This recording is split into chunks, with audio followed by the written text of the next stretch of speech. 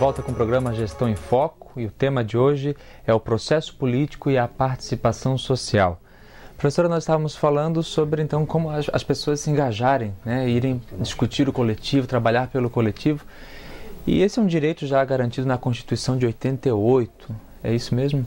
É, exatamente. A Constituição de 88, ela cria os mecanismos que vão possibilitar a participação do cidadão nos processos de formulação da política pública, de elaboração e de avaliação dessa política pública também, né? Muitos direitos, é bom a gente destacar que a Constituição de 88, ela surge também fruto de uma movimentação na sociedade, né? Movimentos que reivindicavam uma maior participação na gestão pública, né? No processo de deliberação, de fato, das políticas públicas. E muitos mecanismos foram instituídos a partir da Constituição de 88. E um desses mecanismos são os conselhos, como o professor Enio falou, né? Esses conselhos, na verdade, o que eles são? Nós temos, por exemplo, o Conselho da Saúde, o Conselho da Assistência Social, o Conselho da Educação, da Criança e do Adolescente. São espaços de discussão sobre a política pública dentro desses temas, né? Normalmente os conselhos são paritários, quer dizer, tem representação tanto do Estado como da sociedade. O Conselho da Saúde, por exemplo, tem o Estado representado e tem a sociedade, que são os usuários e os profissionais que trabalham na área da saúde. Alguns conselhos são deliberativos, outros são apenas consultivos, né? Mas, de qualquer forma, são espaços bastante importantes e que estão disseminados no Brasil inteiro, né?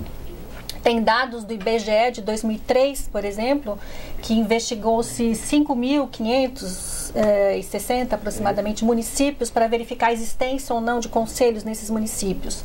E os dados apontam que 97% desses municípios têm conselhos da saúde, 93% têm conselhos da assistência social, 77% têm conselhos na área da criança e do adolescente, 73% na área da educação. Então a gente percebe que existe uma disseminação, né? E que é expressivo.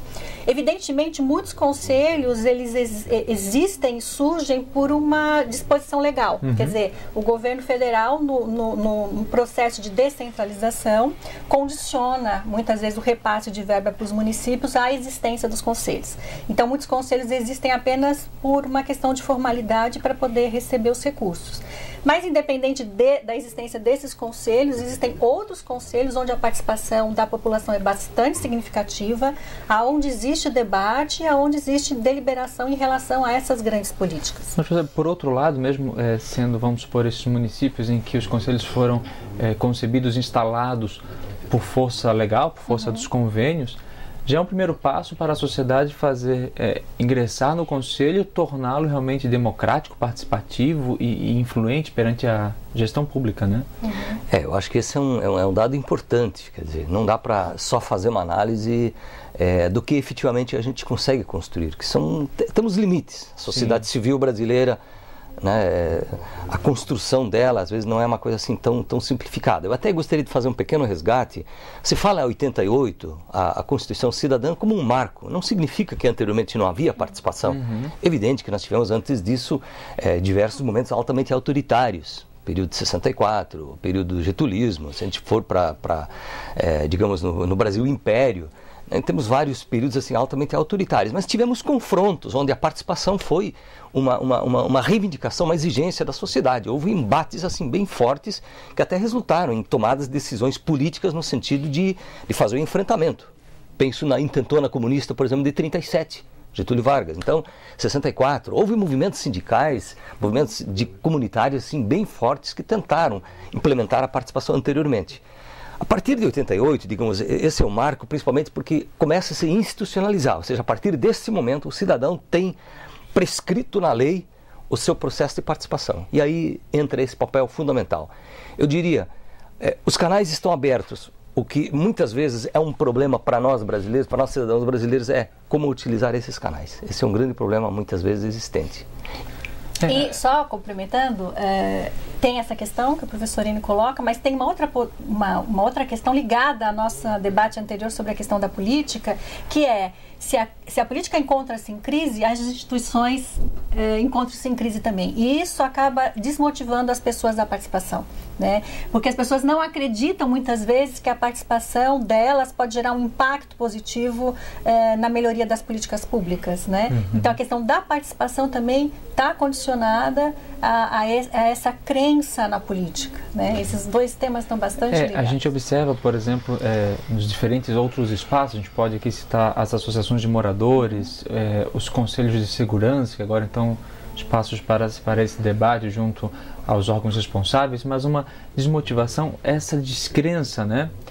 Até que ponto a minha participação vai influenciar um resultado. E eu queria também assim, trazer aqui um outro questionamento também. E o caminho inverso, né? A minha ausência na manutenção de um status sem... eu diria, isso traz resultados para quem busca o campo político para atendimento dos interesses privados. Ou seja, quanto mais distante, quanto mais afastada estiver a população desse processo de participação política, aqueles que estão sendo favorecidos hoje, nesse processo político, econômico, eles fazem questão. Ainda bem que essas pessoas ficam distantes, é o que eu quero. Quer dizer, o processo inverso, ele é realmente, que nem você falava, ele é um papel fundamental de despolitização, de desconstrução de uma realidade mais democrática que a gente gostaria de ter. Que outros canais da sociedade que o cidadão pode realmente se fazer presente e que caminhos ele se fazendo presente ele deve insistir para alcançar essa proximidade com a gestão pública, essa proximidade com a cobrança de dados, de resultados, de ações? Nós falamos dos conselhos, dos fóruns, mas existem ações muito mais simples, digamos assim, né? Você mesmo mencionou a participação numa associação de moradores, por exemplo, né? Tem um impacto grande para aquela comunidade, para aquele bairro, se os moradores participarem dessa associação de bairro, né? Ou na escola do filho, muitas vezes, né? Os pais, eles se afastam da gestão escolar, né? Quer dizer, os pais deveriam estar presentes também na escola, no posto de saúde, nas instituições que nós utilizamos, nós deveríamos participar mais dessas instituições, né? Então são esses. Mas um elemento importante que é pouco mencionado é a disposição das instituições para a participação. Então a gente sabe que as instituições têm que ter uma postura favorável à participação, né? Isso é um elemento importante, né? Se você pega uma prefeitura onde existe um bloqueio em relação à participação, isso é muito mais difícil, né? Agora, se você tem gestores que estão abertos à participação, eles vão criar os mecanismos para a participação, né? Então, essa é uma questão que a gente discute bastante com os alunos da administração pública, né? A importância, por exemplo, dos administradores terem uma formação técnica, que é importantíssima, mas também terem uma formação política. E a formação política colabora nesse aspecto, né? De você criar os mecanismos para que a gestão possa ser feita de uma maneira coletiva, né? Não apenas o administrador entendendo quais são as demandas e, enfim. Eu gostaria de acrescentar, Caê, um aspecto muito importante que envolve as câmaras de vereadores e as prefeituras municipais, que são as audiências públicas pré-elaboração ou votação dos orçamentos. Por exemplo, antes do executivo apresentar o seu projeto de orçamento, digamos, anual ou plurianual, é preciso que se realizem audiências públicas. E a mesma coisa com a Câmara de Vereadores, com o governo do Estado, com a Assembleia Legislativa, com o Congresso Nacional, o Executivo Federal. Mas são canais extremamente importantes. O que a gente sabe que muitas vezes essas audiências públicas elas têm uma limitada participação. Muitas vezes não é nem sempre é a culpa da Câmara, ou do prefeito, ou do governador, ou dos deputados que fazem questão de ter pouca participação. Muitas vezes também isso faz parte também do processo. Mas as pessoas são chamadas para participar. E elas não comparecem, digamos, na quantidade e com a proposta política ideal. E às vezes até quando comparecem a dificuldade de compreender, né? O que é o orçamento, vai ser um dos temas dos nossos próximos programas, nós vamos discutir aqui também orçamento.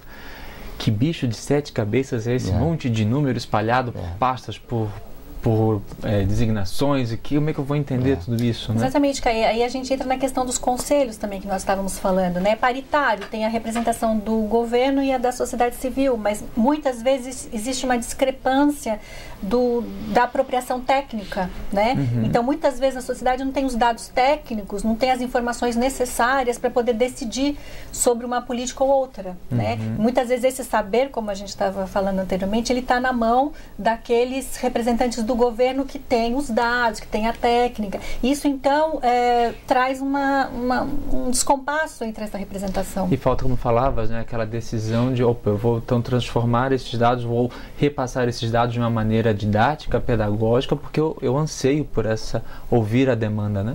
Essa decisão, né? Exatamente. A minha tese de doutorado foi dentro das agências regulatórias. Por exemplo, o reajuste das tarifas cobradas, por exemplo, das telecomunicações ou da energia elétrica. Há um processo, em tese, de participação da sociedade, mas na prática não é tão fácil assim. Estava ouvindo na semana passada um pedido, um chamamento da ANEEL, Agência Nacional de Energia Elétrica, convidando as pessoas aqui da grande Florianópolis, São José, Florianópolis, Biguaçu, Palhoça, para participarem da discussão sobre as tarifas de reajuste da energia elétrica. O que a gente sabe que houve pouquíssima participação. É um grande desafio, né? Trazer a comunidade para as audiências públicas. Sem dúvida. Nós faremos um breve intervalo. Professora, nós vamos contar depois com a participação do Jorge Brown, aluno da 6ª fase do curso de Administração Pública, para discutir um pouquinho sobre a pesquisa dele, é isso? Exatamente. Nós desenvolvemos na ESAG uma pesquisa para justamente compreender como as pessoas percebem e sentem a política. Acho que é isso que a gente gostaria de falar um pouquinho. Que bom. Então nós faremos um breve intervalo. Voltamos em instantes com Gestão em Foco, ajudando você a compreender este mundo e se iniciarmos a navegar por este mundo da administração pública. Voltamos em instantes.